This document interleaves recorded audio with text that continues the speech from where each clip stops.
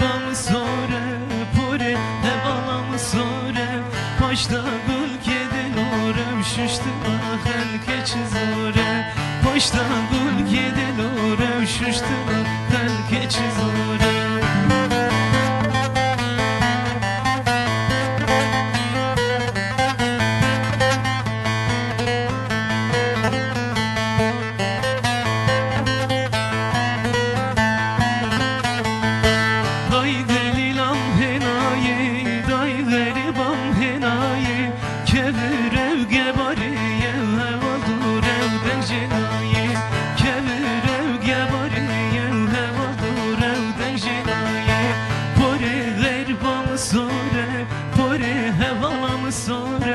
Paşta gül kedin orem şüştü ahel keçi zore Paşta gül kedin orem şüştü ahel keçi zore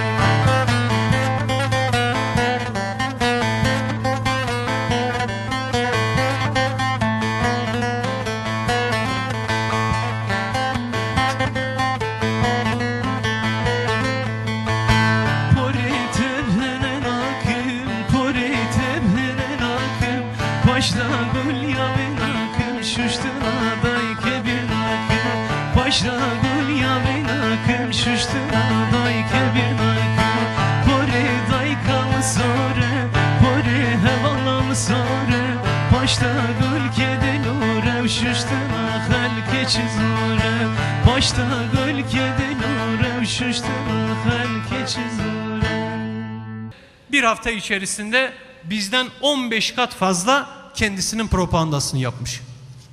TRT kendi başbakanının, genel başkanının propagandasını yapsın, yapmasın demiyorum. Çünkü onun kendini temizleyebilmesi için daha çok anlatmasına ihtiyaç var. Daha çok kendisini halkın huzurunda ifade etmesine ihtiyaç var. Her gün özel kanallarda onu anlatsın. Radyolar onu anlatsın. Gece gündüz onun propagandasını yapın. Bir şey demiyorum. Bir tek isteğim var. 2 saat benimle karşılıklı canlı yayına çıksın. Gazeteciler bize soru sorsun. Sadece bunu yapalım. Senin anlayabileceğin sadelikte anlatayım. Bunu söyleyen zat. Türk ordusu orada gitsin, IŞİD'e karşı savaşsın demedik. IŞİD'e karşı savaşmak için 10 binlerce genç var, kapıyı açın. Onları orada tükürüğümüzde boğarız dedik. Buna izin vermediler, buna. Buna izin vermiyorlar.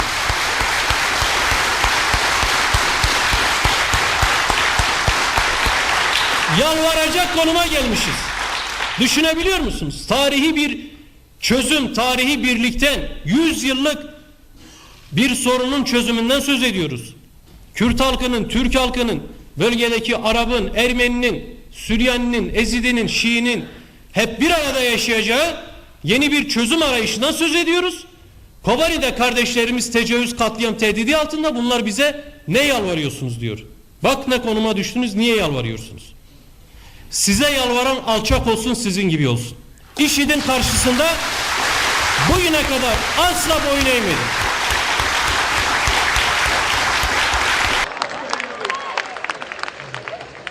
Bunlar Ferhat Tunç'un saz arkadaşları, biz de kaz arkadaşlarımız. Ferhat'ı da çağıralım, kaz arkadaşlarıyla beraber burada olsun.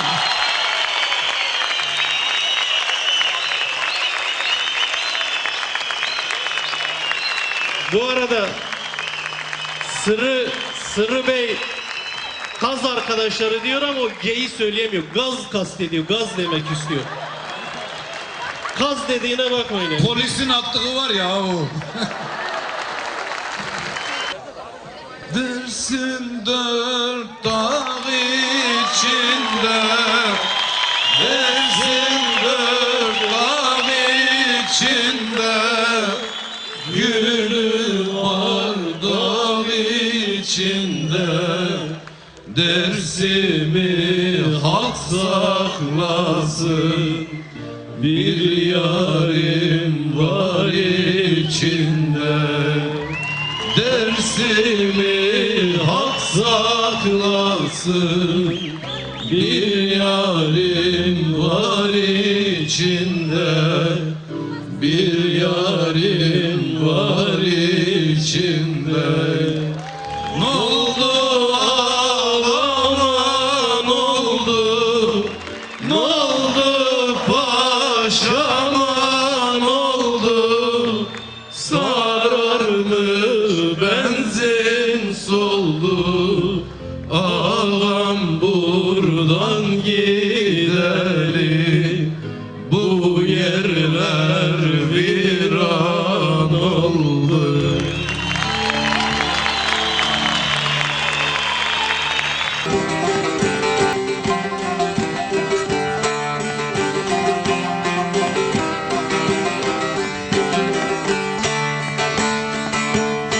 Şu benim sevdiğim başta oturur, bir güzel sevdası beni bitirir. Bu ayrılık bize zulüm getirir. Geçti dost kervanım, eyleme beni, eyleme beni. Bu ayrılık bize zulüm getirir. Geçti dost kervanım, eyleme beni, eyleme beni. Ne dedik? Eğer bunu bir darbe olarak görüyorsanız, bunu bir müdahale, komplo olarak görüyorsanız, oraya buraya müdahale etmek yerine adil bir yargının önünü açın. Kendinize güveniyorsanız, bu konuda temiz olduğunuza inanıyorsanız, sağa sola müdahale etmeyi bırakın, açık, şeffaf bir yargılamanın önünü açın. Yargılamayı engellemeye çalışmayın. Çıkın kamuoyuna söz verin. Sonuna kadar bu yargılamanın arkasındayız deyin. Hiçbir şeyi saklamayacağız deyin. Yeni bir anayasa sözü verin. Demokratikleşme paketi sözü verin. Ve barış konusunda, Türkiye'deki çözüm konusunda hazır olduğumuzu ilan edin. Bu Türkiye'yi de kurtarır, sizi de kurtarır. Ama düşünün, bir ülkenin başbakanı sabah uyandığında bakanlarının çocuğu yolsuzluk operasyonuyla gözaltına alınmış, yakın çevresi hırsızlık iddiasıyla gözaltına alınmış.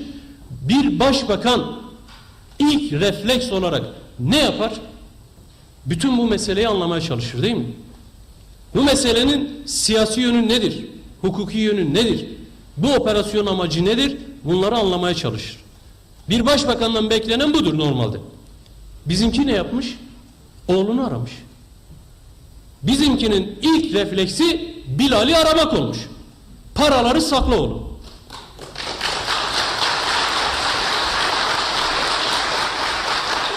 Peki Allah billah aşkına, demokratik bir ülkenin başbakanı tarihin en büyük yolsuzluk operasyonunu duyduğu anda oğlunu arayıp paraları sakla diyorsa, bu bir başbakan refleksi midir?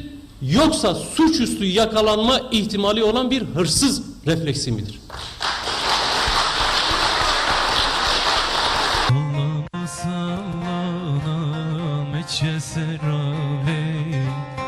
Yıkamış hesabı rahız bertavi.